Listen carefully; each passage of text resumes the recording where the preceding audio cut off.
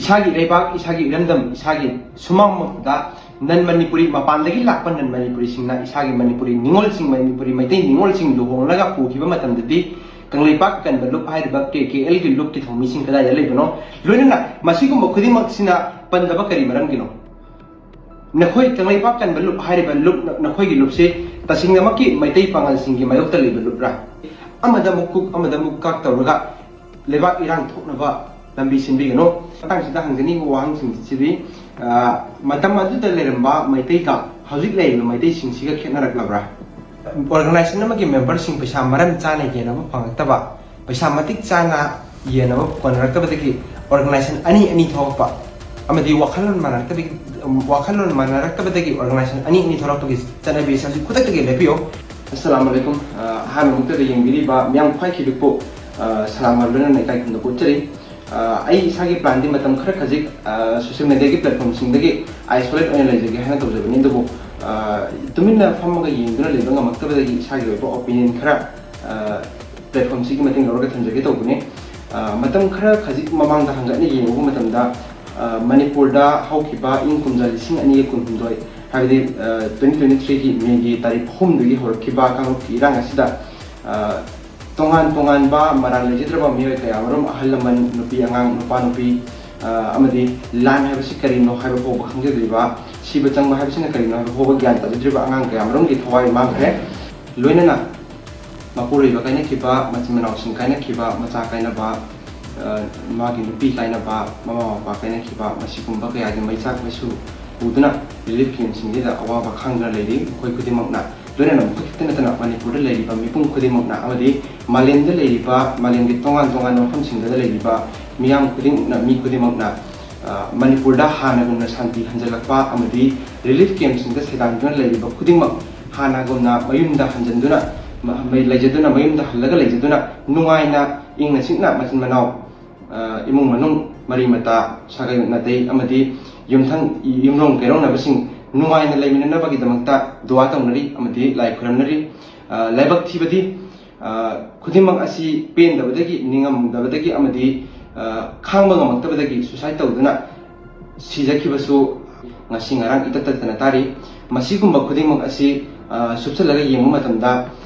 manipur da paiba lenga ruling party habtare masine soibadagi ni masigi policy ne soibadagi ni haibna chingba tongan ba hum kayamrum tongan ba political leaders sing amadi social activists ke adagi chindagi khoina media ke platform sing habli dialogue obi ai media ke TV dialogue natraga TV discussion sing deida taba phange uba phange loinana hojiki lenga paiba party asi तो इशूसिंग तोंगान मोंग दा divert तोथोपा थैदोक थैजिन तौबदा मांजिन थाय हाबसि तो थेंखांग कयादा अखोइना खंगाबा उरबा ngakतनि खुदिमक असि नाकान नमरमदा थमख्रागा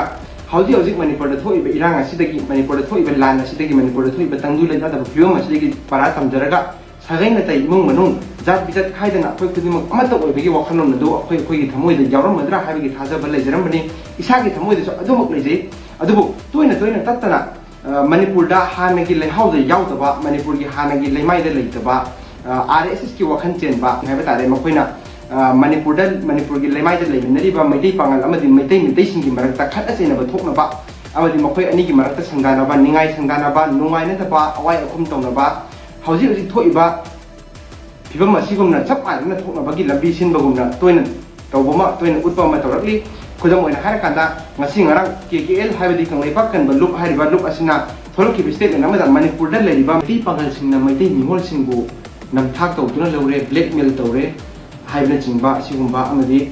करंबा पांगल सिंगी करंबा agenda नो करंबा इशुनो करंबा लालोनो गायना हाइरिबा असिगुंबा तोंगानबा इशु मा पुथोरइबा यामना लेबक्तिबनि मतमदा मैदै निथौना मैदै निंगोल सिंग मणिपुर दा मैदै पांगल सिंग बिदुना खुंदाखिबकी वारि सिंग तोंगानबा अरिबा वारि लरिक सिंदगी थेंगजरे अदुगा हंजनी मतंगसिदा हंजनी वाहंग सिंसिदि मतम अदुदा लेरंबा मैदै का हजिक लेइबा मैदै सिंसिगा खेनरकलब्रा नत्रगना हाना यरमलगा सो हजिक यारोय हैबुद्रा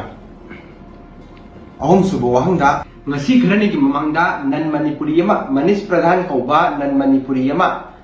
Maitai Sagai Isalaga, Maitai Ningol Bisalaga, Maitai Kunda, Maitai when Lambagi, or Hamaduna Karigiro, Sinda Tamano, Matamadu Kariki, and Tumina Labino, Massimo, or Hamsing Sip and the Karimano. Atandama, Maitai Pangas in the Kakudom Bitilaga, or Honto, we are Sicarino, learning up Masita Tenatana, Itatan Topatone. Isagi Lebak, Isagi Random, Isagi Sumam da, Nan Manipuri, Mapandagi Lapan and Manipuri Singna, Isagi Manipuri, Ningol Sing Manipuri, Matain Ningol Sing, Luhonga, Pukimatan the P, Kanglipak and the look high the back, KL looked at home missing Kada Levano, Lunana, Masikum Okudima Sina, Pandabakari Marangino.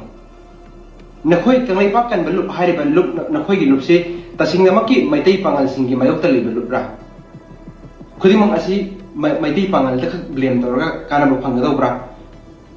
Masih kuding mak asyik susah lagi yang pematam tadi nak koi si KKL kan lepak kan baluk hari bak KKL hari si RSS ki ideologi dah waktu baluk ni habis nasana ya dah berah.